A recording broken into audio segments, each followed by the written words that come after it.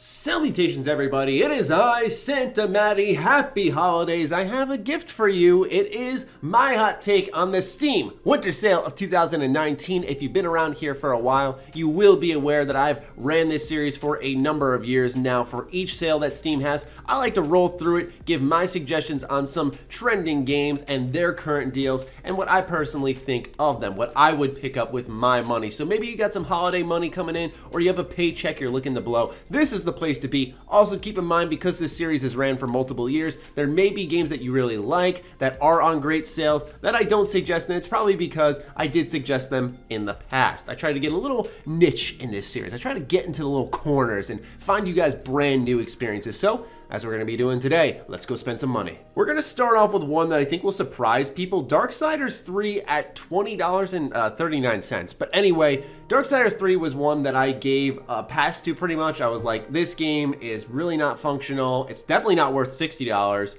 There's a lot of load times, but it does tinker with some new exciting ideas for the franchise, and it does execute on some of them properly. There's some solid boss fights. I enjoyed the combat a little bit. It is very reminiscent of a Souls title. The world is interconnected, it's intelligently built, and it's satisfying to explore because of that. So at $20, a lot of the issues I had can be overlooked. This would be a safe purchase at that price. Do know that this game is only about 10-12 hours long. It's a pretty short title, so keep that in mind if you want to spend $20 on this and get a pretty quality experience, or you can break it down and find smaller games at that $20 price range. But Darksiders 3 is one that could be a safe buy at this point in time at that price tag. Danganronpa V3 for $28. I'm gonna say it to you straight up, okay? Danganronpa V3 is one of the best video game stories ever told. Ever. Absolutely ever told. Out of every single game I've played in my 24 years on planet Earth, Danganronpa V3 quite honestly could take the cake. It is insane. However, for the proper insanity to ensue, you don't have to, but you should. You really should play Danganronpa 1 and 2. Now, Danganronpa 1 is also at a discounted price, just like 2. We can see right here, they're both going for $10, or if you are really convinced, you can buy them in a package for $18. Danganronpa 1 isn't super long, so if you're a little unsure and you want to have a safe purchase, go ahead and pick that one up. It's about, I'd say, 28 to 35 hours. It's a visual novel where you investigate the murders inside a school that you're trapped in, and it sounds wild because it is, and it is so good. Easily one of my favorite franchises of all time. I recommend it anytime I can get the chance. Now, I don't have my hands on this one, and I don't like to make suggestions like this, but this game looks interesting and I might pick it up for myself. It's called War of Rights. It's a first-person multiplayer game featuring massive 150 player battles with a focus on historical authenticity, and it's based in the Civil War. Now, that means that I imagine some of the gameplay will be slow. It might be a little bit clunky because obviously weaponry was not as advanced back in the 1800s as it is nowadays, but it looks really cool, and especially big player battles. That's something that I never had a chance to tinker with. Now, this one's a little more focused on my channel. I recently covered the Gothic playable teaser, which is a remake of the first Gothic. It's a test from THQ Nordic to see if people are interested in the remake, and if you want to support it, you want to try it out for yourself, you have to own a Piranha Bytes game. So that could be the Gothic series, the Risen series, or Elix. You can currently get the first Gothic for $4, and that'll get you access to the playable teaser if you don't own any Piranha Bytes games. I've heard excellent things about this series since I posted that video. A lot of people love Gothic 2, so maybe look into that one. But if you're just trying to play the teaser and see what it's based off of, then you can get in for essentially $4. At $30, we have The Surge 2.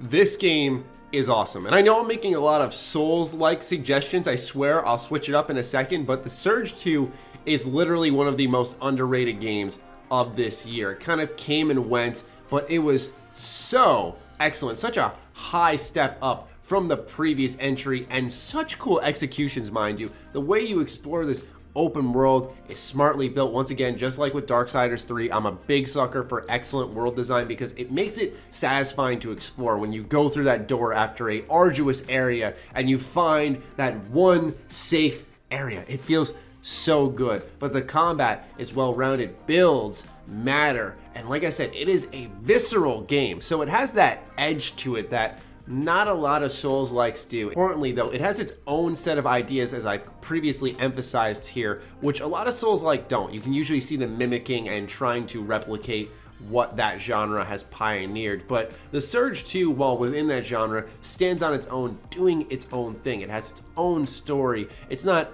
as vague. And on top of all of that, it has unique combat mechanics to make it stand out. For example, you can target body parts on your opponent, and when you target certain parts, that's how you loot them. So if you see someone walking around with a cool headpiece, you're like, I'm gonna decapitate that fool because I want that helmet. That's what you can do to loot in this game. So there's an interactive gameplay mechanic there in analyzing your enemy, not only on a level of how do I dodge their attacks, how do I counter them, but how do I target that weak spot on their head or their arm and retrieve that piece of equipment that I need to complete an armor set or to get the weapon that I want. That type of stuff is really engaging. Engaging, I think, is the right word, because you're constantly focused on your enemy on multiple levels, and you're thinking of different ways of approaching them, because you want to target that arm, but it might take a little bit longer to get that arm off than if you just killed them. And since it's a very tough game, you don't know where the next save point is. Those moment-to-moment decisions really amplify the Surge to a new level. A Hat in Time for $15.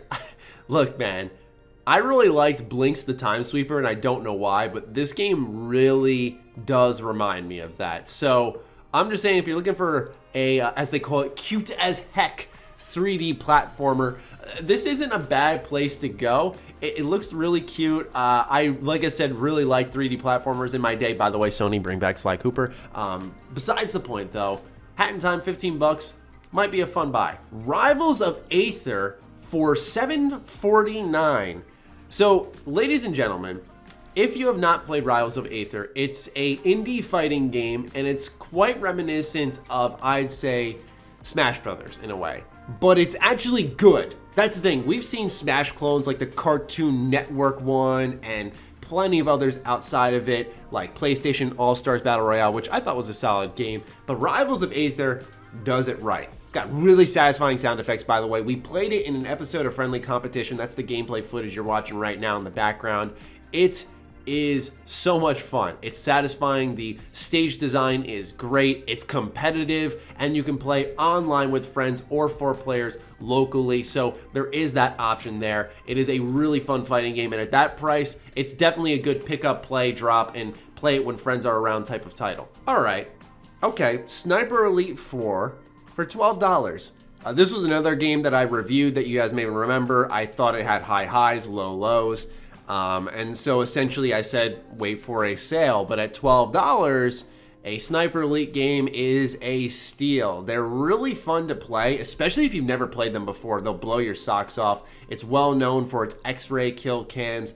It's satisfying to play in one of the most stealthy ways possible. It goes about as deep as you want it to be. If you want it to be a simple third-person shooter where you're a little more tactical with the sniper rifle, you can just do that. But then there's levels of removing the HUD, timing it with sounds on the map. Since the levels are so much bigger now, you have to worry about those close-up encounters and getting inside buildings. There's tons of collectibles. So the Sniper Elite series, I think, is quite under-discussed, but it clearly has a following because they continue to release them. But let me just tell you what, guys, like mile-out kill cams where you pick someone in the head and you just quietly escape the area, really hard to replicate, super satisfying style of gameplay.